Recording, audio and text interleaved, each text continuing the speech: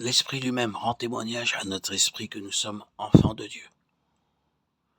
Or, si nous sommes enfants, nous sommes aussi héritiers, héritiers de Dieu et co-héritiers de Christ, si toutefois nous souffrons avec lui, afin d'être glorifiés avec lui. Romains 8, 16, 17.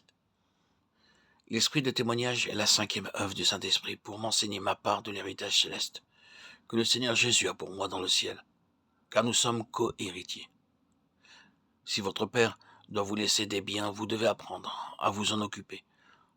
Sans cela, ils seront dilapidés. Le Seigneur Jésus-Christ m'a fait co-héritier de son héritage et je dois apprendre sur la terre comment m'en occuper. Toute souffrance sur la terre a un but. M'enseigner, m'éduquer, m'aider, m'exercer à jouir de mon héritage céleste. Héritier de Dieu et co-héritier de Christ. L'œuvre du Saint-Esprit est de me dire comment Dieu a préparé pour moi un grand héritage dans le ciel. Toutes vos souffrances, vos afflictions, vos épreuves et vos difficultés de toutes sortes vous éduquent et vous préparent à jouir de l'héritage céleste.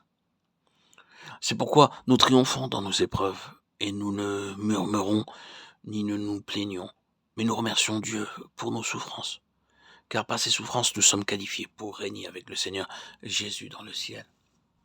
De même, aussi l'Esprit nous aide dans notre faiblesse, car nous ne savons pas ce qu'il convient de demander dans nos prières. Mais l'Esprit lui-même intercède par des soupirs inexprimables. Romains 8, 26. Nous ne savons pas sur quel sujet prier, mais alors que nous obéissons au Saint-Esprit, il rappelle pour qui prier. Nous avons auprès de lui cette assurance que si nous demandons quelque chose selon sa volonté, il nous écoute. 1 Jean 5, 14. Le Saint-Esprit vous rappellera toujours, chaque jour, de prier pour quelqu'un. Nous ne savons pas où ils sont, ou ce qu'ils font, ou ce dont ils ont besoin lorsque nous sommes à genoux. Le Seigneur demande « prie pour un tel ». C'est pourquoi je n'utilise pas de liste de prières. Je m'agenouille en disant « Seigneur, dis-moi pour quelle personne je dois prier ». Puis je reçois une lettre disant « J'étais malade et votre prière est arrivée à temps ». Tandis que vous attendez au Seigneur, il vous rappellera de prier pour quelqu'un. Peut-être en Inde, en Afrique, aux États-Unis, dans un autre continent. Et par votre prière, les uns seront guéris, quelques-uns consolés, d'autres seront fortifiés ou guidés, quelques-uns même seront protégés du danger. C'est mon privilège en tant que serviteur de Dieu, partenaire et co-ouvrier de prier pour beaucoup de personnes dans toutes les parties du monde. Je peux passer des heures dans la prière, de cette manière, et c'est une joie. Au début, je pouvais lire ma Bible pendant longtemps, et je prenais plaisir à cela.